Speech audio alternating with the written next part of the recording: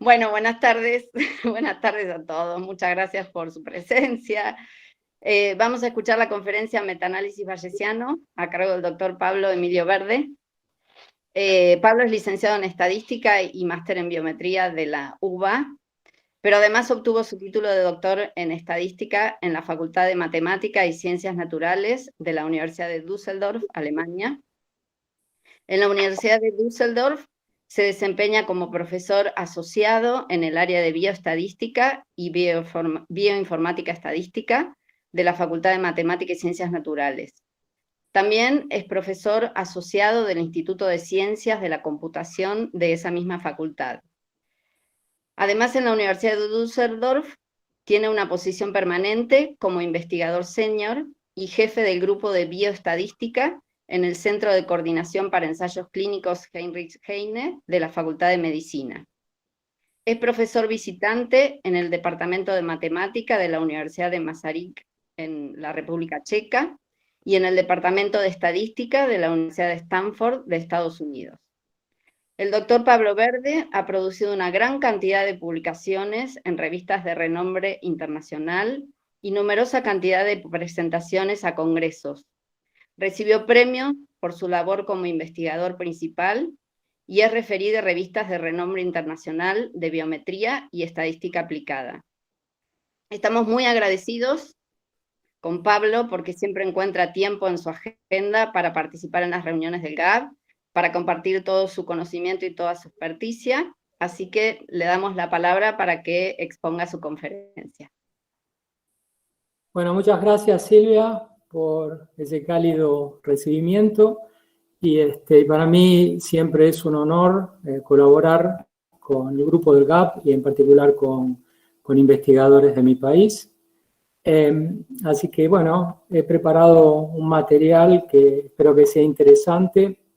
Es todo muy nuevo, así que bueno, espero que sirva también para motivar investigadores jóvenes que quieran trabajar en el área de metaanálisis bayesiano. Bueno, voy a tratar ahora de hacer mi presentación, a ver si funciona.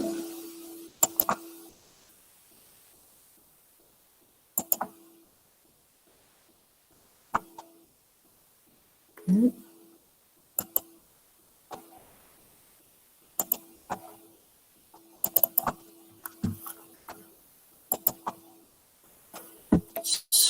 Si funciona bien, están viendo la primera slide. Sí, se ve y se escucha bien. Bueno, muy bien, entonces voy a empezar. El tema de esta presentación es una pequeña introducción al análisis bayesiano y voy a presentar un metaanálisis bayesiano, voy a presentar un nuevo modelo que se llama, en inglés, Bias Corrected Model, que trata de mejorar los resultados que uno obtiene en metaanálisis de rutina. Bueno, he organizado esta presentación de la siguiente forma. La pregunta principal que vamos a tratar de resolver es cómo corregir los resultados de un metaanálisis cuando combinamos estudios que provienen de diferentes diseños o cuando los estudios que estamos combinando tienen diferente calidad. Esto es un problema empírico muy serio porque si bien uno puede invertir y desarrollar un ensayo clínico, no siempre un ensayo clínico es de alta calidad y en particular cuando uno combina estudios observacionales, uno sabe que por una cuestión natural los estudios observacionales tienen distintos tipos de sesgos, vamos a hablar un poco de eso, y combinar fuentes de información tan diversas es problemático. Bueno, he organizado esta charla de la siguiente forma. Voy a dar una breve introducción al metaanálisis, algunos conceptos de metaanálisis bayesiano. Después voy a introducir el BC Meta-Analysis Model y voy a presentar algunos estudios, algunos casos reales y actuales, y voy a describir cómo hacer diagnóstico de modelos cuando uno trabaja con este nuevo enfoque de análisis bayesiano, y bueno, vamos a tener un breve resumen al final. Me han dado aproximadamente una hora, vamos a ir tranquilos. Es un tema complejo porque normalmente en los currículums de estadística bayesiana no es una materia central, y normalmente tampoco hay cursos sistemáticos sobre metaanálisis, así que estamos combinando dos tópicos que calculo para la mayoría de la gente son nuevos, así que si se sienten perdidos, no se hagan problema, no van a estar solos, y vamos a tener también tiempo para preguntas y aclarar algunos conceptos. Bueno, ¿qué es el metaanálisis? El metaanálisis son técnicas estadísticas que han sido desarrolladas durante los últimos 40 años para combinar múltiples tipos de evidencia en un análisis conjunto. Estas fuentes de evidencia pueden ser de distinto tipo, pueden ser experimentales, como en el caso de medicina, pueden ser ensayos clínicos, pueden ser estudios de cohorte prospectivos o retrospectivos, etc. Pueden ser opiniones subjetivas que se pueden cuantificar a través de distribución de probabilidades. Como digo, pueden ser estudios observacionales, como bases de datos médicas, registros, etc. También es casi excepcional, pero se pueden conseguir en algunos casos estudios cuando uno hace un ensayo clínico y hay una buena colaboración entre grupos de investigación. A veces es posible incluso tener información al nivel del paciente y poder combinar distintos estudios en un metaanálisis teniendo información a nivel de paciente. En general, la información de los metaanálisis es agregada. Y un punto importante es que estas fuentes de evidencia son generadas sin el plan de ser combinadas, ¿no? O sea, eso es un problema serio en metaanálisis, que no hay un plan por detrás en la generación de información que permite simplificar el análisis estadístico y considerar que, bueno, podemos creer en los resultados que estamos analizando. Vamos a ver que tenemos que tener cuidado cuando combinamos distintas fuentes de información.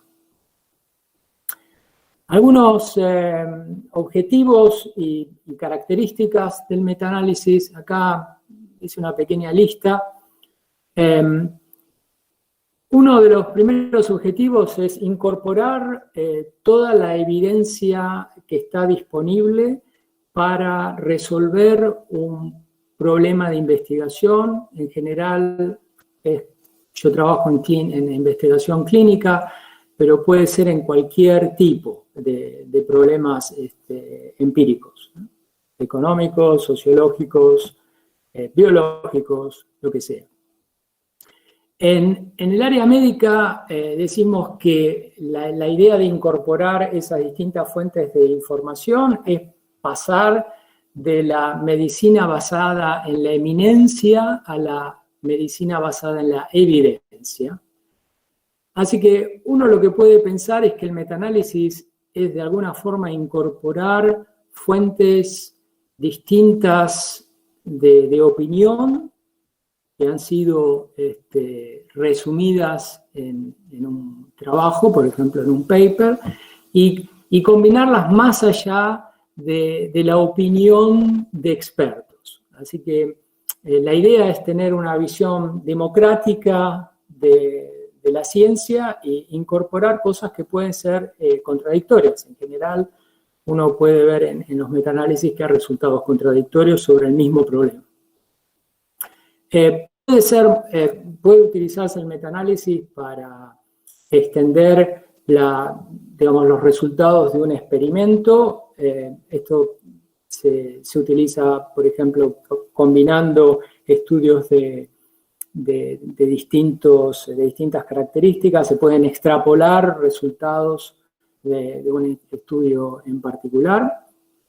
Se pueden mejorar los resultados de un estudio incorporando resultados de otros estudios y de alguna forma incrementando el tamaño muestral en forma arbitraria. Se puede utilizar para reconstruir evidencia. Por ejemplo, si estamos comparando 3 tipos de tratamientos en pacientes, podemos esperar que, por ejemplo, 2 tratamientos pueden ser comparables A y B directamente, y B y C, pero no A y C. Así que se utiliza el metaanálisis para reconstruir información y poder comparar resultados que no son comparables directamente en forma experimental. Y después se utiliza para tomar decisiones en situaciones en las cuales no es posible, por ejemplo, realizar ensayos clínicos y uno tiene información observacional y lo único que puede hacer es basar sus decisiones en este tipo de información. Y 2 características que son muy importantes, especialmente para los estadísticos, es primero que la evidencia que uno analiza en el metaanálisis es indirecta, es decir, que los resultados que uno obtiene es uno de posibles resultados. Para decirlo en una forma un poco más clara, cuando uno realiza un ensayo clínico y mide el resultado de una droga en un paciente, uno tiene la información directa de ese paciente con respecto al efecto de tratamiento, pero en el metaanálisis se ha agregado todo, así que en realidad lo que aporta los resultados de un paper es una información indirecta. Tenemos, por ejemplo, el promedio del grupo placebo y el promedio del grupo tratado, y no tenemos la información de los pacientes en forma directa. Así que tenemos que tener cuidado cuando analizamos e interpretamos los resultados de metaanálisis porque es evidencia indirecta. Y otra cosa que es importante es que el metaanálisis es observacional, tiene una naturaleza observacional. Es decir, cuando uno acumula resultados de publicaciones, eso es arbitrario, es una búsqueda exhaustiva de todos los resultados que han sido publicados sobre un problema en particular, y el ruido que hay detrás de eso, el ruido, digamos, aleatorio, es incontrolable. Y una forma de pensarlo así, quizás en forma trivial, el metaanálisis de ensayos clínicos no es un ensayo clínico. O sea, los resultados que uno obtiene, la interpretación que uno obtiene, RCT es por Randomized Clinical Trials, es una abreviación que uso bastante en las próximas transparencias, pero básicamente hay que tener en cuenta ese punto que es una información, digamos, la información estadística es muy indirecta y tiene una naturaleza observacional.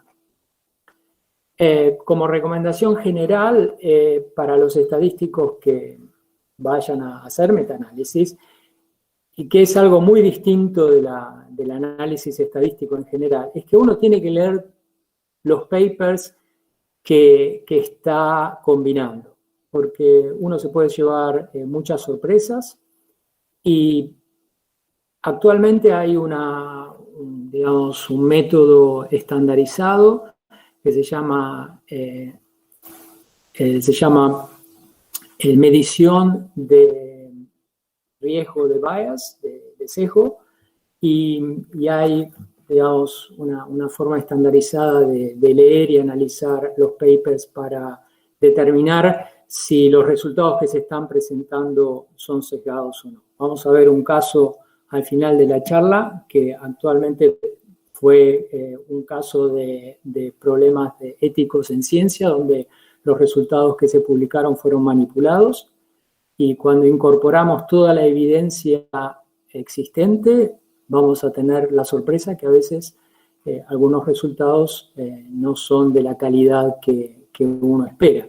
Y desgraciadamente eso también pasa en revistas médicas de alta calidad. Bueno, acá les voy a presentar un metaanálisis que voy a utilizar como ejemplo. Es actual, es un metaanálisis que investigaron. El metaanálisis se realizó en el Robert Koch Institute en Alemania, y Falkenhaus es el primer autor. Investigan la eficacia de la vacunación por infección del neumococo en una población adulta. Y lo que trataron de investigar es si la vacunación general que se da por el neumococo, la vacuna se llama PPD-23, protege también con respecto a la infección invasiva de neumococo. Es un caso extremo en el cual los pacientes pueden morir a partir de la infección pulmonar. La variable con la cual se mide la eficacia es mortalidad, y hay una variabilidad de seguimiento de 2 años y medio a 5 años. La efectividad se mide a través del log odds ratio, y valores menores que 0 favorecen a la vacunación. Y los autores, en este caso, combinaron distintos tipos de estudios. Solamente encontraron 4 estudios controlados aleatorizados, 5 estudios de cohorte y 3 estudios de casos y controles. Los estudios de cohorte son prospectivos y de buena calidad.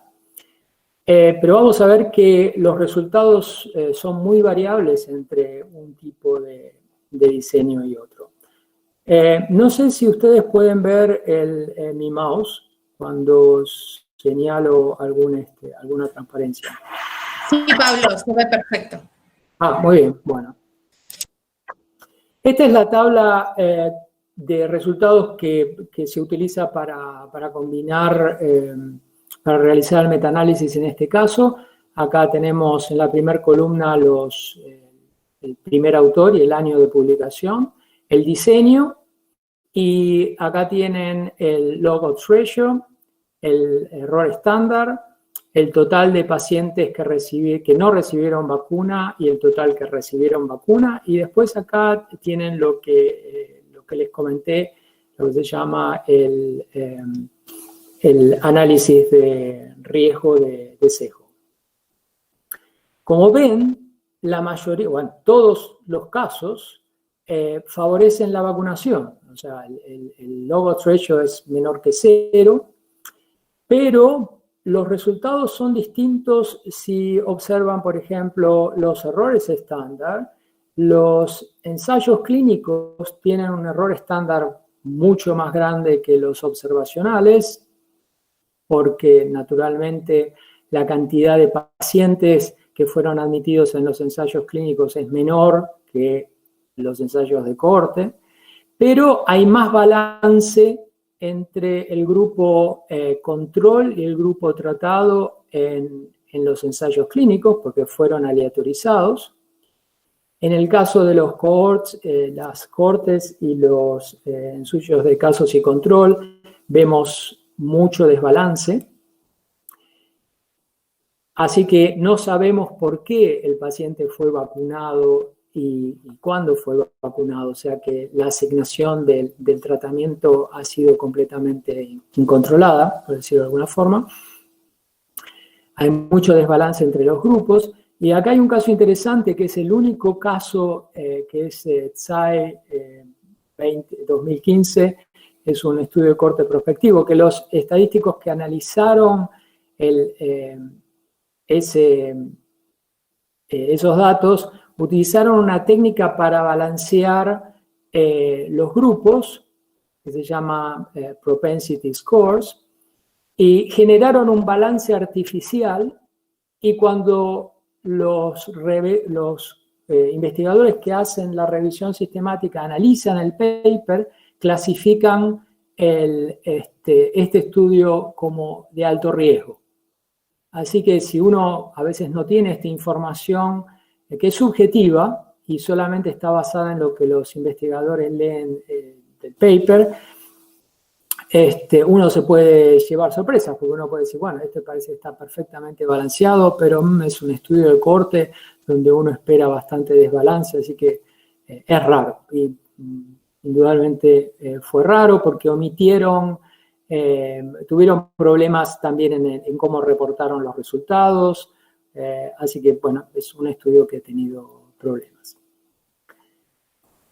Bueno, es una pequeña revisión de los distintos tipos de sesgo que uno puede encontrar en los distintos tipos de diseño. En los ensayos aleatorizados también tienen sesgos y pueden tener sesgos importantes, por ejemplo, en cómo fue el seguimiento. Hay un sesgo de inclusión y exclusión. Los pacientes que entran en los ensayos clínicos en general no representan a la población de la rutina médica por una cuestión ética. Pacientes que pueden tener problemas de salud serios en general no entran en los ensayos clínicos, así que la población que se estudia a veces no representa la población a la cual después se van a aplicar los tratamientos. Y después tienen problemas de sesgo de validez interna, que puede venir, por ejemplo, de la generación de missing date, de datos perdidos, dropouts, problemas de cómo se reportaron los resultados. Esto es un tema muy serio porque en muchos casos pasa que, por ejemplo, todo se planificó para que se analizara mortalidad, pero resulta que calidad de vida resultó más importante y más espectacular desde el punto de vista de resultados estadísticos, y los papers se concentran en la calidad de vida, pero en realidad el estudio fue diseñado para analizar mortalidad. Así que puede haber también problemas en cómo se reportan los resultados.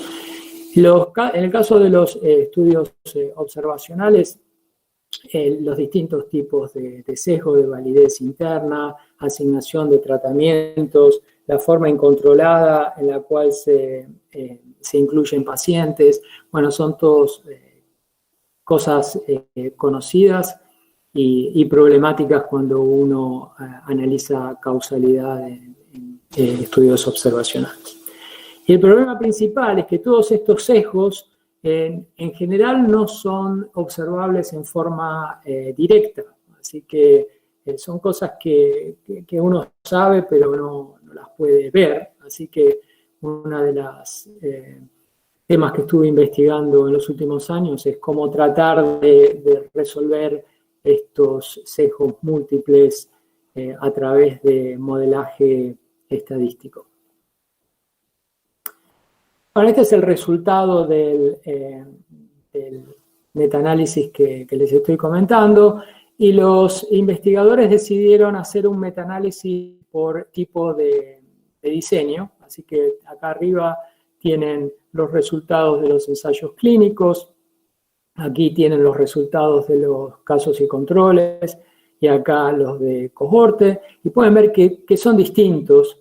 Los ensayos clínicos que deberían ser la fuente de información de mayor calidad, tienen muchísima dispersión, y los 3 ensayos clínicos no son estadísticamente significativos. Cuando los combinan, les da que se aproximan a un resultado significativo, mientras que los cohortes hay de todo, hay algunos que son importantes, otros no, que los resultados son significativos y otros no, y los casos y controles exageradamente muestran que hay un efecto, ¿no? O sea que, bueno, y combinar todo esto no es trivial. Uno podría decir, como hago aquí al final, ignoro que esto proviene de distintos tipos de estudios y los combino, y esto es el resultado que uno obtiene aquí al final, que es definitivamente erróneo, lo hago simplemente para ilustrar. Pero hay una tendencia que la vacuna protege en contra de la infección invasiva pulmonar.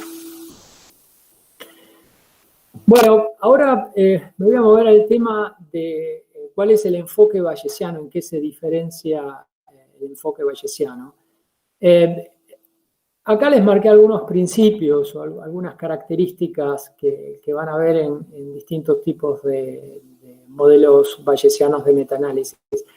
El primer punto es fundamental, que es que uno no interpreta los resultados a valor vista. Eso es un poco contraintuitivo para la estadística que uno aprende, porque uno en la estadística, los datos es digamos, la fuente más válida de información que tenemos, y tratamos que los modelos que utilizamos extraigan la mayor cantidad de información de los datos. En el caso del metaanálisis no somos tan optimistas. En bayesiano interpretamos las fuentes de información con un poco más de cuidado. Tenemos siempre en mente que la evidencia que estamos combinando es vulnerable a distintos tipos de sesgo. Asumimos que la evidencia que vamos a combinar no es una muestra aleatoria de estudios, más bien, digamos, lo que tratamos de formalizar es una combinación de opiniones que han sido exhaustivamente seleccionadas por los investigadores. O sea, es si quieren, un enfoque también completamente distinto a lo que uno aprende en estadística clásica.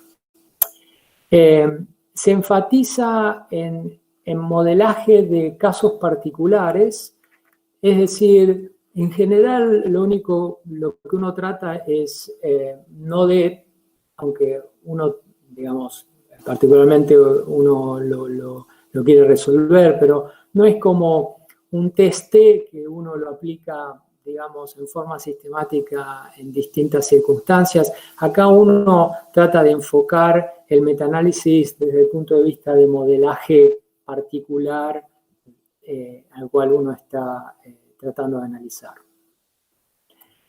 El metaanálisis bayesiano se basa en un modelo de probabilidad formal y no en un procedimiento. Y utilizamos, no siempre, hay distintas escuelas, por lo menos la que sigo yo, en generar un modelo de probabilidad formal y un modelo de probabilidad que puede ser descrito por un modelo gráfico acíclico y direccional. Vamos a ver un ejemplo en las próximas transparencias. Y la otra característica es que los modelos que generamos no son analíticamente manejables y y los cálculos se realizan a través de métodos de simulación como los MCMC, Markov Chain Monte Carlo. Voy a mostrar cómo se realiza.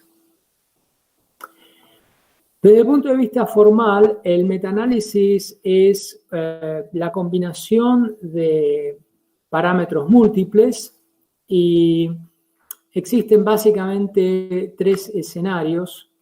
Acá los θ significan, por ejemplo, en el metaanálisis anterior, el efecto tratamiento de la vacuna que generó un log-odds ratio o un odds ratio. Así que estos θ representan, en el caso del metaanálisis, los efectos aleatorios de los estudios o de los papers. Existen 3 escenarios particulares. Uno es en el cual consideramos que esos efectos aleatorios son idénticos.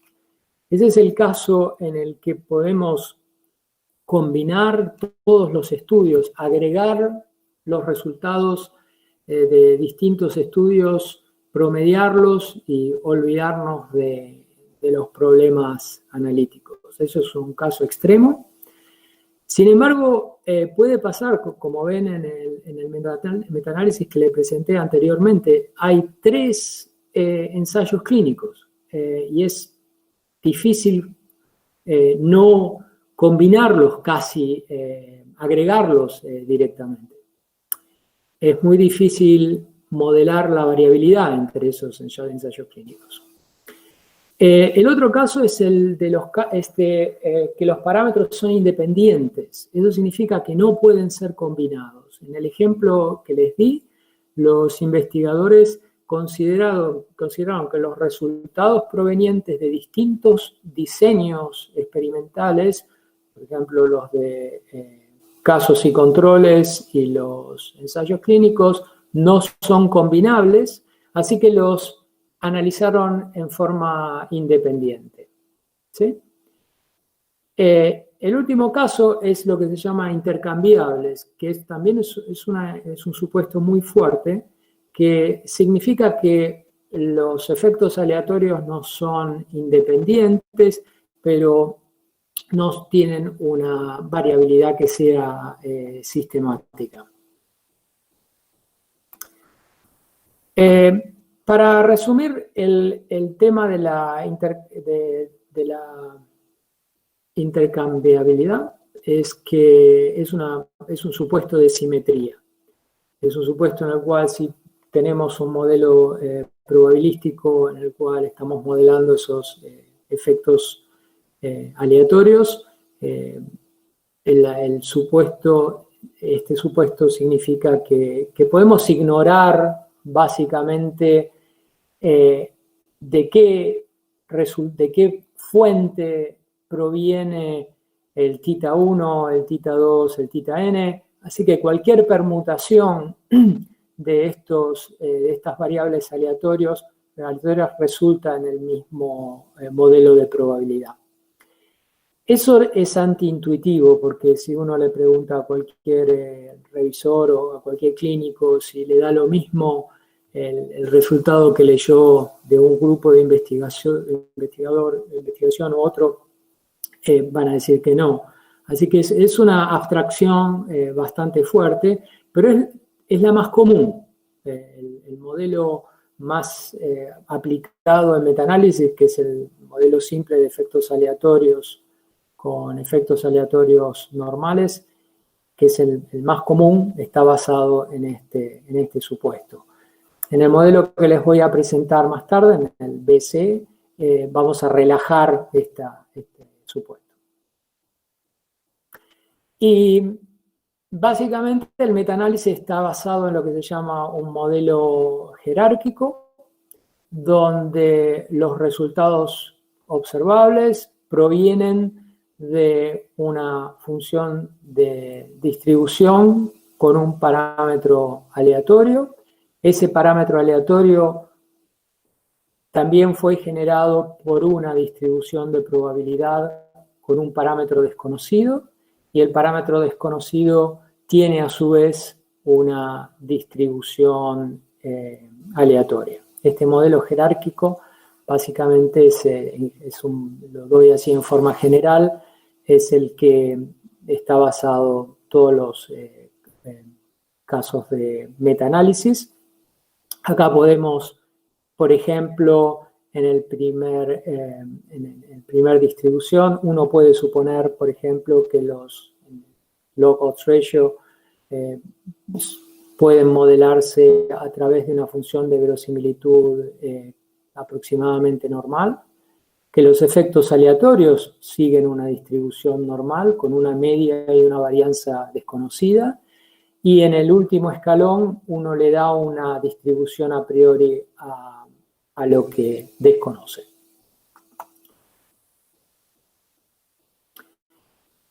Con respecto a las distintas formas de inferencia que se usan en metaanálisis, en el caso bayesiano, lo que tratamos de calcular es la distribución a posteriori de todos los efectos aleatorios y los se llaman hiperparámetros, dados los datos, y esto es proporcional a una distribución de probabilidad de los hiperparámetros, un modelo para los efectos aleatorios y una función de verosimilitud. En general, salvo en el caso en que los efectos aleatorios se distribuyen normal y la función de verosimilitud se asume normal, en general este tipo de distribución a priori solamente se puede aproximar por medio de métodos numéricos. Hay un caso muy popular que se llama Empirical Bayes, que lo que hace es omitir la distribución a priori de los hiperparámetros, y lo que hace es utilizar la distribución marginal de la I, de los datos, para estimar el phi, y lo que hacen es, una vez que se estima el phi, se utiliza ese valor y se trabaja en una pseudo o en una forma bayesiana aproximada. Ese es lo que se hace normalmente y es, digamos, uno de los métodos más aplicados.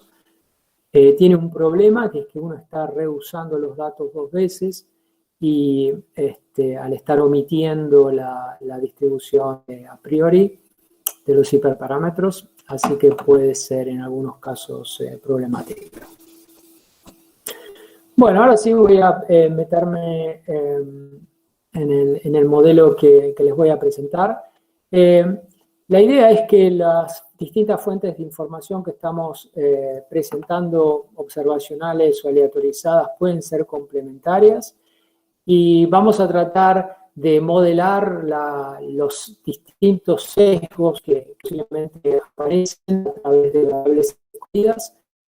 En particular, la idea es modelar cómo han sido recopiladas esas fuentes de información.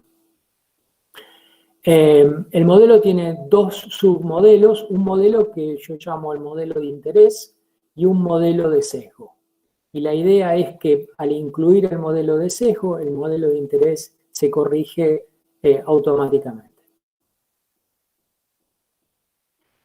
El primer paso es cómo modelar la evidencia a valor vista, y esto se hace a través de una función de verosimilitud normal, en el caso más simple. Y la diferencia con lo que les presenté anteriormente es que el efecto del estudio, lo que llamo acá el theta pi, se asume que está sesgado. Así que la función de verosimilitud es una función de verosimilitud, un efecto que uno asume sesgado. Por una cuestión de presentación, una simulación normal no puede una distribución binomial, Poisson, etc. Uno puede trabajar en este modelo en funciones de verosimilitud exactas. Pero acá vamos a aproximar, por ejemplo, el log odds ratio a través de una función de verosimilitud normal, en la cual asumimos que el efecto tratamiento está sesgado. Y modelamos el efecto tratamiento a través de tres variables escondidas. Una que es el efecto de tratamiento, digamos, libre sesgo, una variable indicadora y una variable que indica la cantidad de sesgo que uno está asumiendo o piensa que existe detrás de ese estudio. Así que el modelo para el efecto de tratamiento es una combinación entre las tres variables, pero el estudio está sesgado. Lo que estamos observando, lo que estamos modelando es el efecto de tratamiento que quisiéramos tener más un sesgo.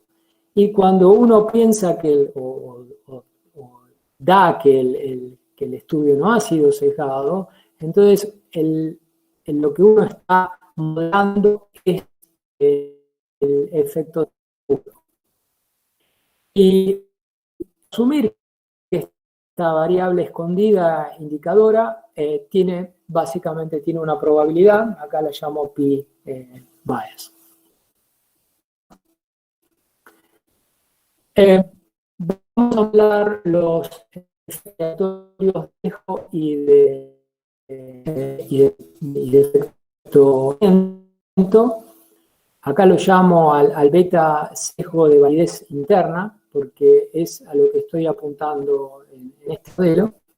Y para simplificar el modelo, dos distribuciones normales, una distribución normal que podría la variedad de estudios de alta calidad o sesgados. Normal el sesgo estudio con una variabilidad.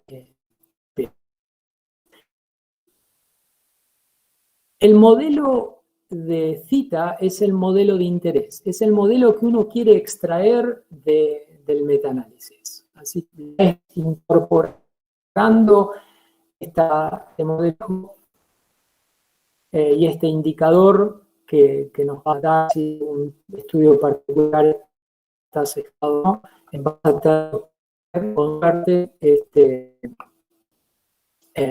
la parte del análisis que es el modelo de parámetro la variabilidad por diversidad. Si uso resultados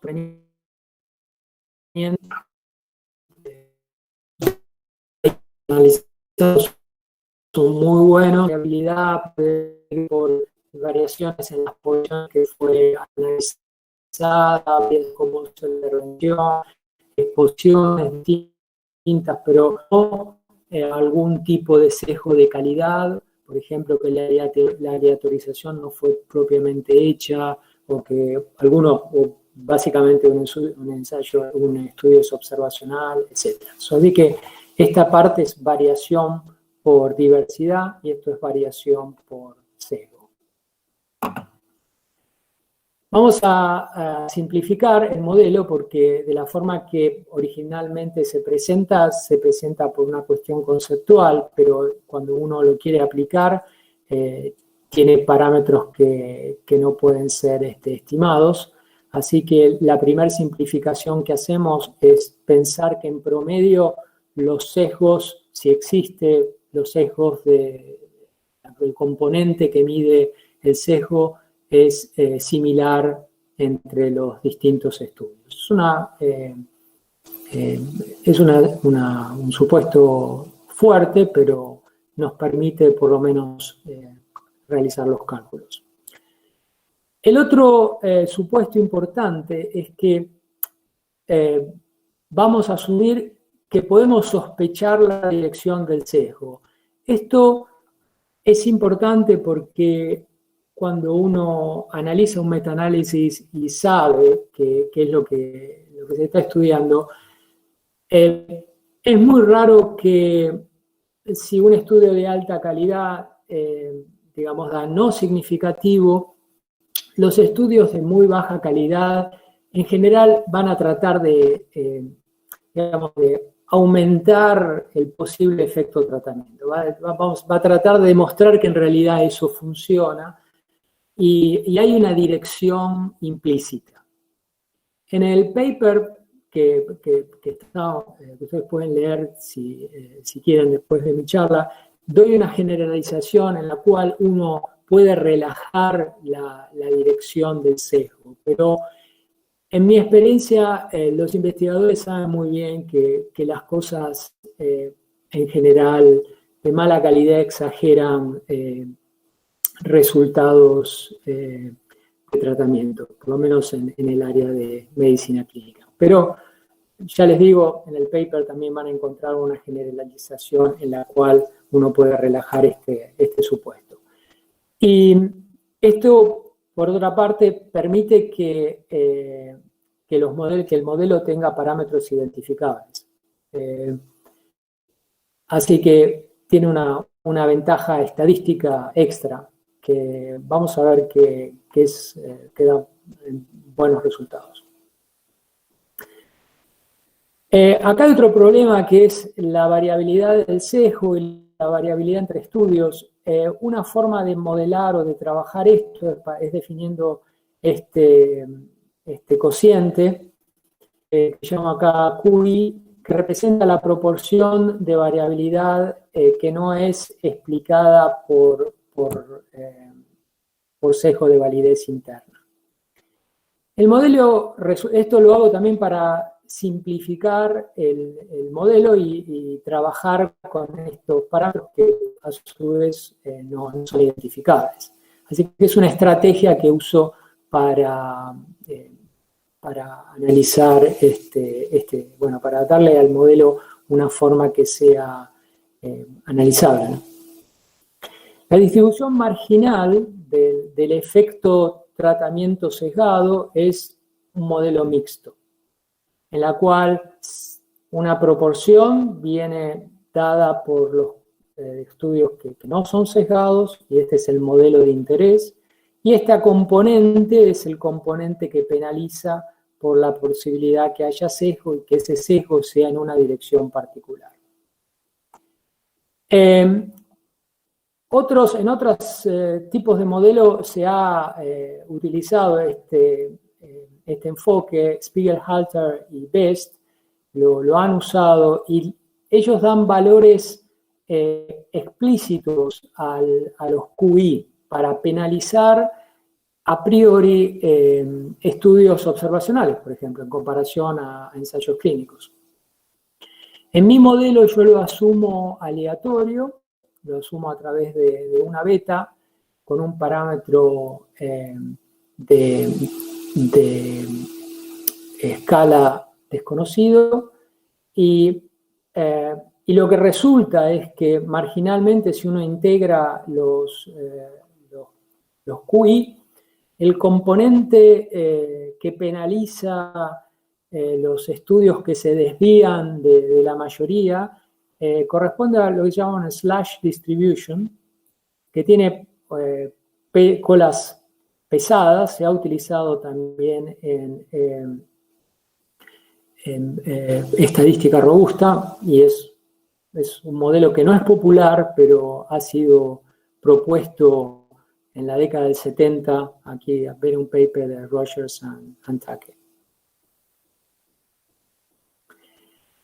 Bueno, les voy a resumir el modelo a través de lo que se llama un Direct Acyclic Graph, un gráfico acíclico direccional.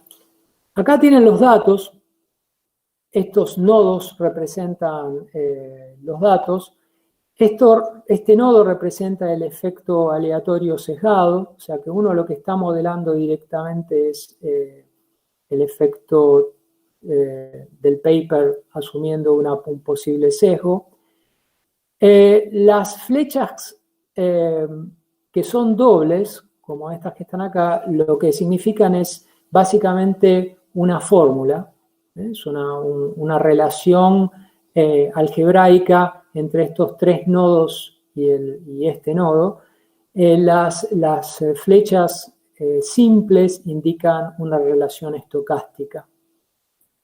Y bueno, acá el efecto tratamiento insesgado, por decirlo de alguna forma, es generado por sus nodos promedio y de variabilidad.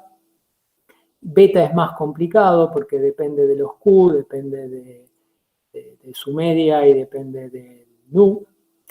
Y aquí vemos cómo se describe las variables indicadoras que modelan el sesgo de los estudios. Este es el modelo de interés que marco acá en este cuadrante, y este es el modelo por sesgo por validez interna. Una ventaja importante es que estos tipos de gráficos permiten una descomposición, una factorización automática que simplifica los cálculos estadísticos.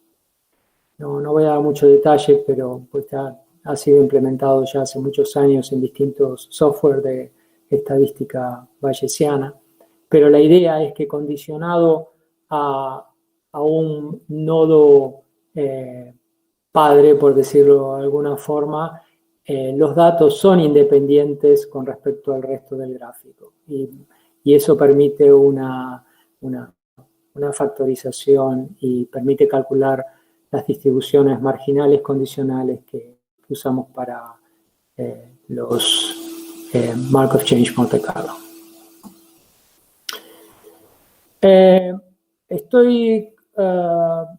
No sé si voy a llegar con el tiempo. Empezamos un poco más tarde, así que espero que me tengan un poco de paciencia. No falta mucho porque lo que siguen son resultados, pero acá les muestro cómo se modelan las distribuciones a priori para los modelos de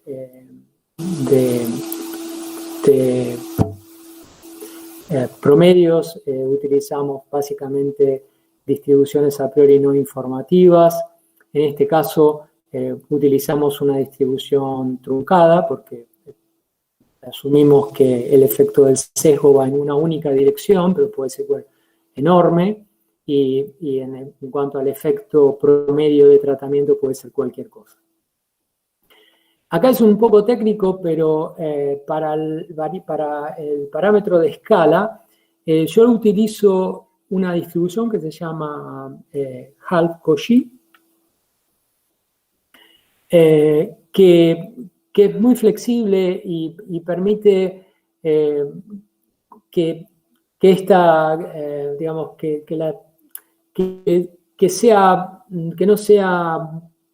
no influya en todo el análisis el uso de una distribución a priori para el parámetro de escala. Porque es un problema serio. Por ejemplo, si tienen muy pocos estudios, ustedes vieron, por ejemplo, en los ensayos clínicos tenía 3 casos y es muy difícil calcular la distribución a posteriori de este parámetro, y utilizando esta distribución a priori da muy buenos resultados, incluso cuando tenemos muy pocos estudios. Con respecto a la probabilidad de sesgo, yo lo modelo con una distribución beta. La distribución beta tiene un rango de 0 a 1 para probabilidades. Una beta no informativa está dada cuando los parámetros A1 y A2 son igual a 1, ahí tenemos un análisis no informativo. Y si queremos hacer un análisis informativo, porque podemos saber, por ejemplo, el número de estudios observacionales que hay y en comparación a los ensayos clínicos, o podemos tener un número de estudios con alto riesgo de sesgo. Bueno, lo que se hace es elegir, esto se hace en forma numérica, elegir A y B, ¿no? Perdón, de A0 y A1, de tal forma que el promedio de los estudios observacionales está en el cuantil, por ejemplo, del 90%, y la cantidad de estudios, la proporción de estudios observacionales menos un valor, por ejemplo, menos 5, esa proporción está concentrada en la media. Esto se hace para permitir que entren estudios observacionales en la clase de los buenos estudios. ¿Sí? O sea, permitimos a través de esta distribución a priori que se introduzcan buenos estudios observacionales que colaboren en la cantidad de información del metaanálisis. Y finalmente para los QI lo modelo con una beta, y esto también se puede elicitar en el caso de tomar, por ejemplo, NU igual a 0,5, estamos penalizando los estudios que entran en la clase de los sesgados aproximadamente un 0,3.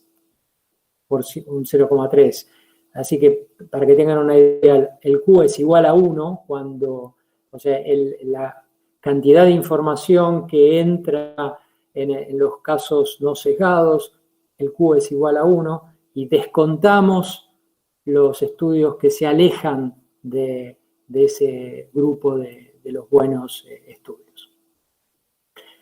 Bueno, acá doy un resumen de cómo realizo qué es lo que necesitamos. Bueno, necesitamos la distribución a posteriori de todos estos parámetros y hacemos los cálculos a través de MCMC. Acá utilizo 4 cadenas de 50.000 iteraciones y descarto las primeras 20.000 como burn-in. Y esto está implementado en JAX y R, y lo pueden bajar directamente de la información adicional del paper. Y tengo un paquete que se llama JARS, Just Radar Bayesian Evidence Synthesis, en el cual la próxima versión, calculo que será antes de fin de año, incluye este modelo para el uso de rutina en metaanálisis. Bueno, este es el resultado que tenemos de aplicar el modelo BSE al metaanálisis de las vacunas. Acá lo que ven es que la distribución a posteriori de los log odds ratio muestra efectivamente que la vacuna protege. Este es la componente o la distribución a posteriori del sesgo, ¿sí? O sea, acá hay es claro que existe un componente de sesgo que está entre el resultado que obtenemos a través del sesgo corregido y el posible caso de que no haya efecto absolutamente.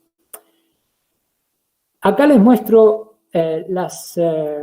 dónde cae, digamos, la distribución a posteriori del modelo corregido.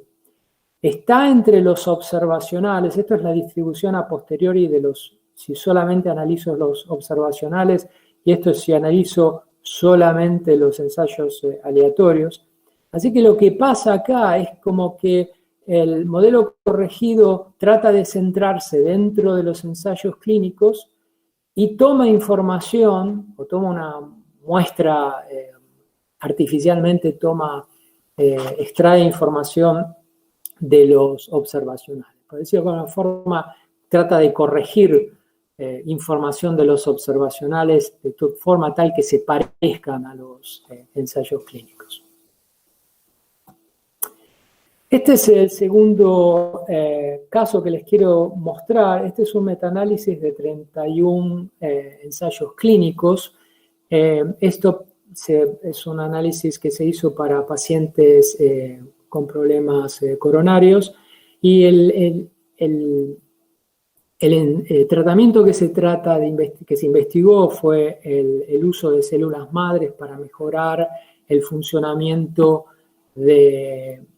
ventricular.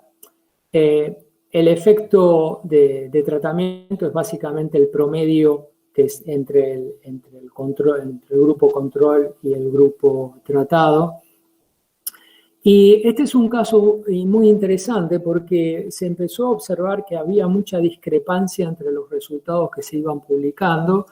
Así que el grupo de Newbart analizó qué pasaba en esos papers y encontraron que había discrepancias numéricas dentro del paper. Una discrepancia significa resultados que son incompatibles, ¿no? Pueden ser, por ejemplo, en una parte del paper dicen que se estudiaron 10 pacientes en el grupo control y en otra parte del paper escriben que eran 11 los pacientes del grupo control. Así, errores en la forma de presentar los resultados y en el peor de los casos se descubrió que había manipulación de resultados.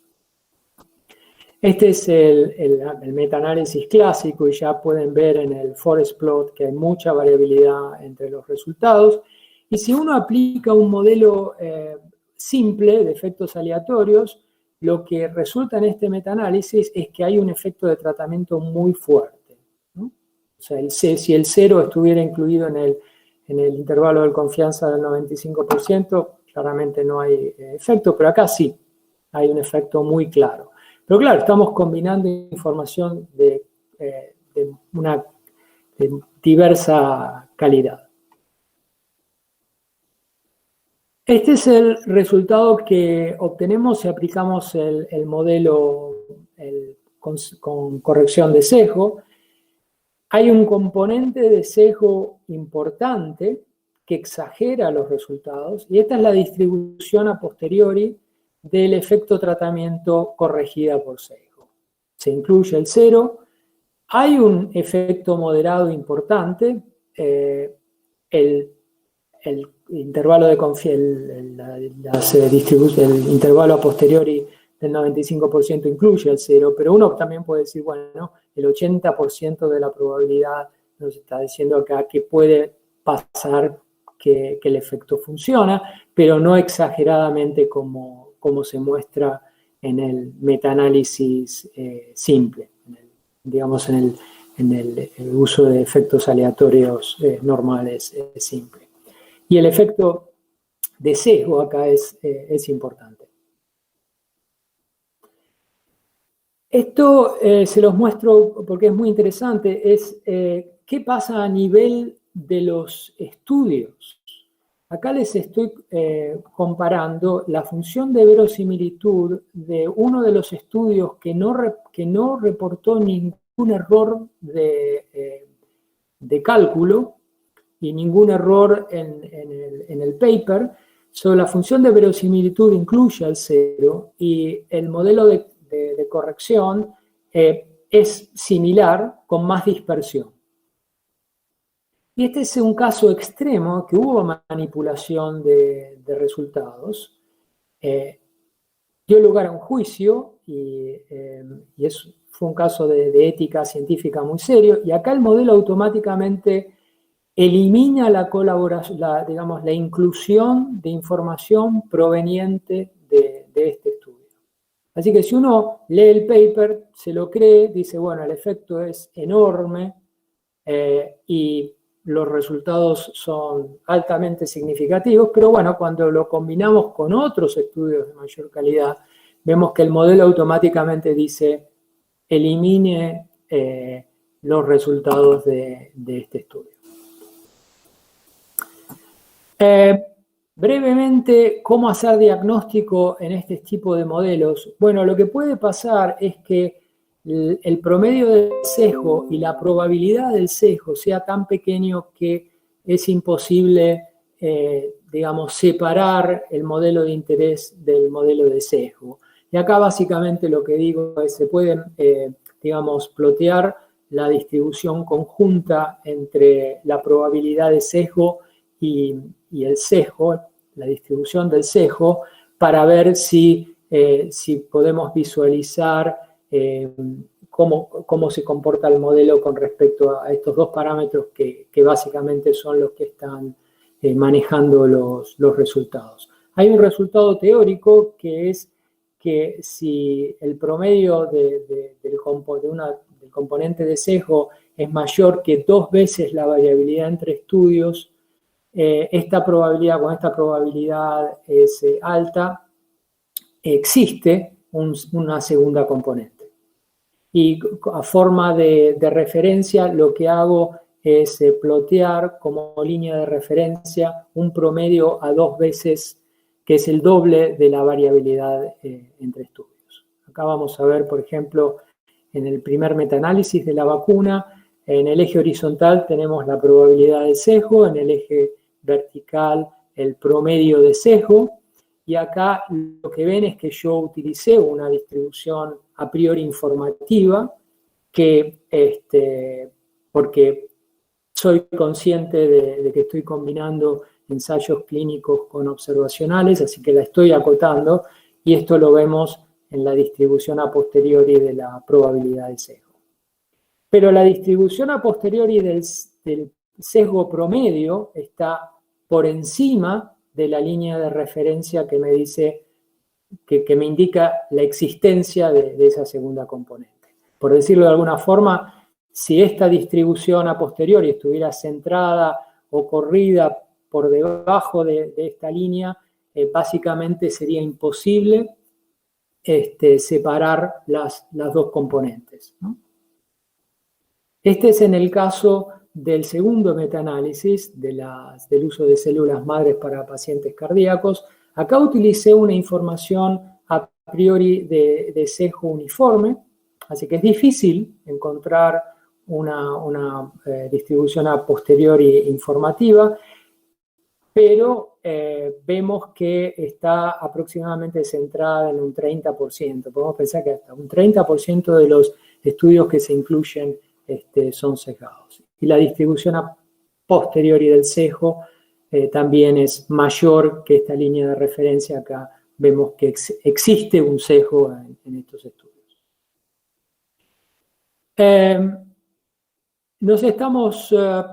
Me estoy pasando del tiempo, no sé si me dan 5 minutos más. Sí, Pablo, por supuesto. Bueno, acá lo que estamos haciendo es incorporar una forma de modelaje sistemática del sesgo.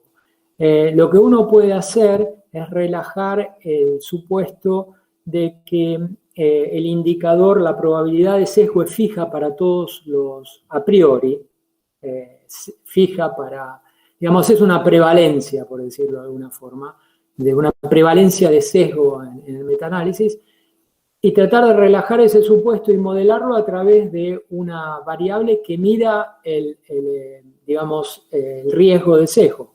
En el caso del metaanálisis de células madres, la cantidad de errores que se observaron en las publicaciones es una medición de validez, de sesgo interno de esos proyectos de investigación. Así que lo podemos modelar a través de una regresión logística.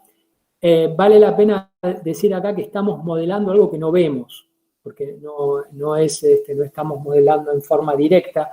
Así que los parámetros de esta regresión logística no tienen la cantidad de información directa proveniente de datos como una regresión logística clásica, pero permite explorar si hay una relación entre, en este caso, el aumento de probabilidad de sesgo con respecto a la cantidad de errores que se detectaron en los papers.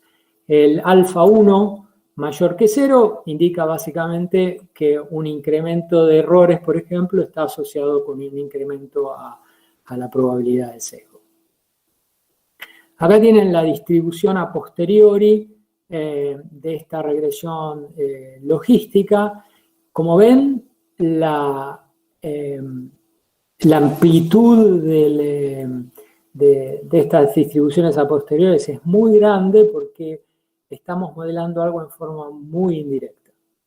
Pero hay una tendencia a que, acá hay este es el estudio con 50 errores, que es increíble que hayan sido publicados, pero son publicados. Acá tenemos un estudio con 30 errores, etcétera. Así que si tuviéramos información entre medio, esta variación que vemos acá no sería tan grande. Pero hay una relación entre la probabilidad de sesgo y la cantidad de errores. Bueno, parafraseando a Steve Jobs, one more thing, una cosa más, y este es un metaanálisis que se publicó hace muy poco y me lo mandó un alumno mío, Philip, que está también siguiendo la charla. Este es un metaanálisis de pacientes de COVID donde se analizaron factores de riesgo. O sea, acá tienen los resultados por hipertensión, riesgo de hipertensión, donde la variable que se estudia es la severidad, es decir, si un paciente termina siendo ventilado, tiene que ser asistido por ventilación mecánica o no. Y si vemos los resultados de este metaanálisis que están publicados, estos son los resultados que se publicaron, vemos que un paciente con hipertensión tiene un odds ratio de casi 3. Es decir, si uno tiene hipertensión y dio COVID positivo, es básicamente, daría que por sí tiene que ser ventilado. Digamos, en el caso de mortalidad también da odds ratios que son del orden de 3, es decir, casi una sentencia a muerte tener alguno de estos factores de riesgo y ser COVID positivo.